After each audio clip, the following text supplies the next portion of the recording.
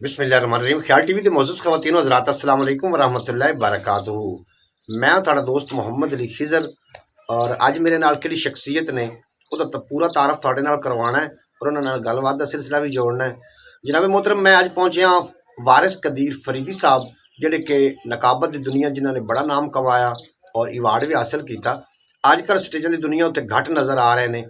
ये सारी गलबात उन्हां दी ज़बानी आपां सुननी है, उन्हां नाल गुफ्तगू का सिलसिला जोड़ने हैं। अस्सलाम वालेकुम जी। वालेकुम अस्सलाम वरहमतुल्लाहि जी वबरकातुहू। भाई वारिस कदीर फरीदी साहब की हाल चाल? अल्हम्दुलिल्लाह ठीक जी, है, खैर हर तरह दी। बिस्मिल्लाह जी। अच्छा, अज थोड़ी खिदमत हाजिर होए हैं। चंद दिन पहले असी नकीबां दा ना एक लिस्ट बना रहे थे भी किहड़े किहड़े नकीब जिन्हां ने नाम कमाया ते अजकल स्टेजां ते नज़र नहीं आ रहे। उन्हां विच सरे फहरिस्त तुहाडा नाम आया। उस हवाले नाल थोड़ी खिदमत च हाजिर होए हैं। सब तो पहले मेरे नाज़रीन नूं ये दसो कि तुसीं इब्तदाई तलीम किहड़ी जगह तो हासिल की? बिस्मिल्लाह जी रहमान रहीम। मैं जी इब्तदाई तलीम अपने पिंड चों, उस तो बाद गवर्नमेंट इस्लामी हाई स्कूल चों मैं पढ़ी थी। उस तो बाद जी जामिया फरीदिया साहिवाल तो मैं हिफ्जुल कुरान किया, नाल जी तजवीजुल कुरान किया, नाल जी आलमियत दा कोर्स में किया जी। अच्छा, हाफिज भी हो, आलिम भी हो? हाँ जी, ते कारी भी है। कारी भी हो। अच्छा, ते नकाबत दा जिहड़ा शोबा है, ये बचपन तो ही शौक है या बाद विच होया? नहीं जी, अल्हम्दुलिल्लाह 1994 ਦੇ ਵਿੱਚ मैं जी नकाबत ਦੇ ਵਿੱਚ दुनिया ਦੇ ਵਿੱਚ ਆਇਆ ਸੀ, तकरीबन 26 साल पहले। 26 साल पहले? जी जी। ਤੇ ਇਹ ਮਹਿਫਲਾਂ ਦੇ ਵੇਖਦੇ ਸੀ, ਸ਼ੇਰ ਵਗੈਰਾ ਸੋਹਣੇ ਪੜ੍ਹਦੇ ਸੀ ਅਸੀਂ ਲੋਕੀ, ਤੇ ਮੈਨੂੰ ਉੱਥੇ ਸ਼ੌਕ ਲੱਗਾ। अच्छा, इस तो इलावा मैं गल एक और पूछना चाह रहा हूँ, अगर थोड़ी कोई पर्सनल लाइफ के बारे कि वालिद साहब भी पहले इमाम मस्जिद आन या कोई इस तरीके का? हाँ जी। नहीं, मेरे वालिद साहब जी पहले जी जिस वक्त पाकिस्तान हिंदुस्तान में वंड हुई उस वक्त फौज ਦੇ ਵਿੱਚ ਸੀ, ਉੱਥੇ ਇੰਡੀਆ ਦੀ ਫੌਜ ਦੇ ਵਿੱਚ। अच्छा अच्छा। ਉਸ ਤੋਂ ਬਾਅਦ ਜਦੋਂ ਪਾਕਿਸਤਾਨ ਦੀ ਵੰਡ ਹੋਈ, ਉਹਨਾਂ ਨੇ ਉਸ ਫੌਜ ਨੂੰ ਤਰਕ ਕਰਕੇ ਤੇ ਹਿਜਰਤ ਕੀਤੀ, ਹਿਜਰਤ ਕਰਕੇ ਤੇ ਪਾਕਿਸਤਾਨ ਆ ਗਏ। पाकिस्तान आ गए, यानी कि तुम हिंदुस्तान तो थे? ਹਿੰਦੁਸਤਾਨ ਜ਼ਿਲ੍ਹਾ ਹਿਸਾਰ ਤੋਂ ਅਸੀਂ ਤਸ਼ਰੀਫ ਤੇ ਤੁਹਾਡਾ ਜਿਹੜੀ ਪੈਦਾਇਸ਼ ਹੈ ਉਹ ਤਾਂ ਇੱਥੇ ਦੀ ਹੈ ਨਾ? ਜੀ ਸਾਹੀਵਾਲ ਦੀ ਜੀ ਪੈਦਾਇਸ਼ ਹੈ ਜੀ, ਤੁਹਾਡੀ ਪੈਦਾਇਸ਼ ਸਾਹੀਵਾਲ ਦੀ। ਤੇ ਨਕਾਬਤ ਤੋਂ ਇਲਾਵਾ ਵੀ ਕੋਈ ਹੈ हाँ। ਇੰਟਰਸਟ? इस तो इलावा नकाब के अलावा मैं खतीब हाँ जी, निकाह रजिस्ट्रार हाँ अल्हम्दुलिल्लाह। मेरे को मस्जिद भी है, मैं जुमा का खताब भी देना वो।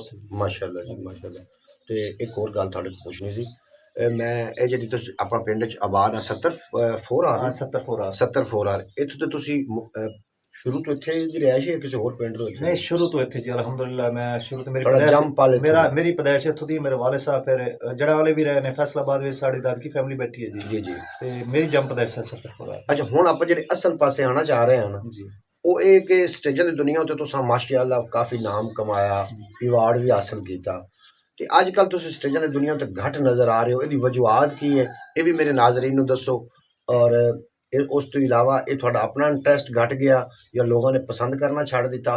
ਕੀ ਮਸਲਾ ਬਣਿਆ, ਕਿਉਂ ਤੁਸੀਂ ਸਟੇਜਾਂ ਦੀ ਦੁਨੀਆ ਤੋਂ ਘੱਟ ਨਜ਼ਰ ਆ ਰਹੇ?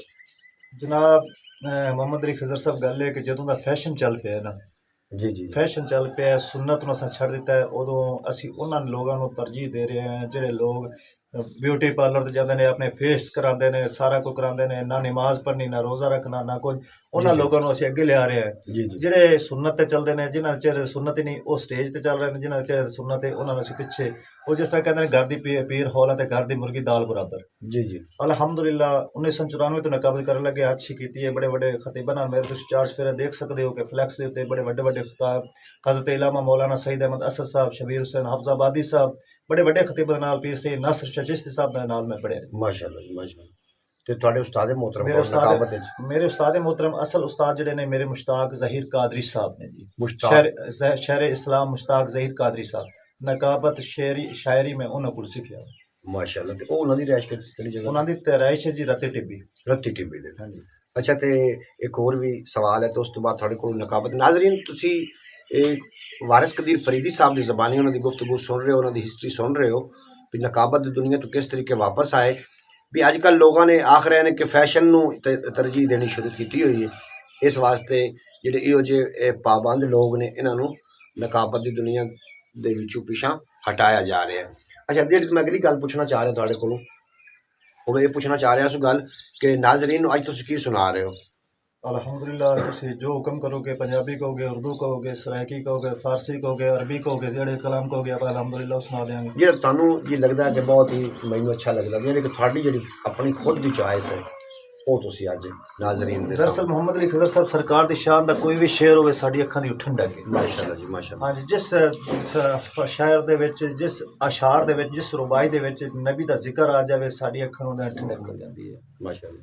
جب تک میرے جسم میں جان رہے یا رسول اللہ، جب تک میرے جسم میں جان رہے تجھ پہ صدقے تیرے محبوب پہ قربان رہے، سبحان اللہ۔ اور کچھ رہے نہ رہے یہ آرزو ہے امیر، اخیر وقت سلامت میرا ایمان رہے، کیونکہ اول بھی تو ہے، آخر بھی تو ہے، ظاہر بھی تو ہے، باطن بھی تو ہے، یہاں بھی تو ہے، وہاں بھی تو ہے، اندر بھی تو ہے، باہر بھی تو ہے، جدھر ہی دیکھا ادھر ہی تو ہے، خالق لاسانی ہے تو، رضا کے بے حمدہ ہے تو، تیرا نشاں اے بے نشاں دیکھا یہاں پایا وہاں، کیا حمد ہو تیری بیاں، قاصر ہے یہ میری زباں، قطرہ ہوں میں دریا ہے تو، ذرہ ہوں میں صحرا ہے تو، پستی ہوں میں آلہ ہے تو، ادنا ہوں میں اولا ہے تو، بندہ ہوں میں مولا ہے تو، ارے گناہ گار ہوں میں بخشنے والا ہے تو۔ سبحان اللہ سبحان اللہ سبحان اللہ، کیا بات ہے جی پیر صاحب، تھوڑی جڑی گفتگو سن کے، نقابت سن کے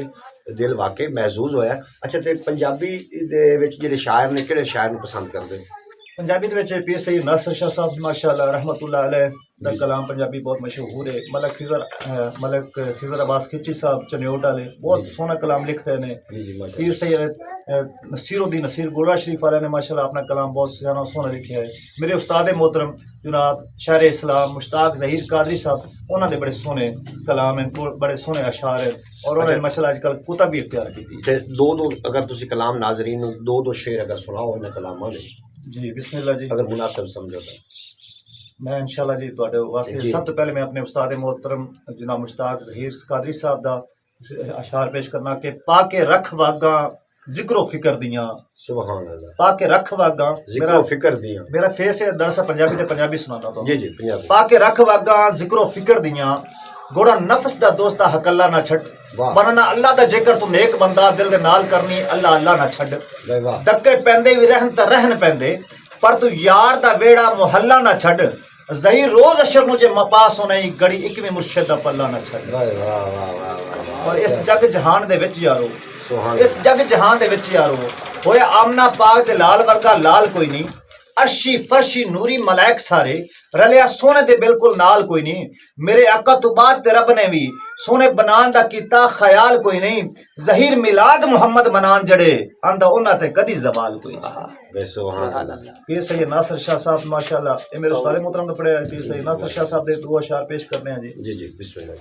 کہ اکھ وچوں لاوا چھنکدا وتے، اکھ وچوں لاوا چھنکدا وتے، دل درداں وچ کڑکدا وتے، اور ناصر بندہ ویلا ہوے پھر شہر مدینے رلکدا وتے، اور سرو کے جلیا اکاں بنیا وطنا ہے، سرو کے جلیا اکاں بنیا وطنا ہے، گائے بگائے دی چھا بنیا وطنا ہے، او تیری مصطفیٰ با جو اوقات کیے تو دس کیڑی گل تو بلا بنیا وطنا ہے۔ سبحان اللہ۔ جی ناظرین تسی وارث قدیر فریدی صاحب دی زبانی انہاں دا کلام بھی سماعت کر رہے ہیں اور انہاں دی گفتگو بھی سماعت کر رہے ہیں۔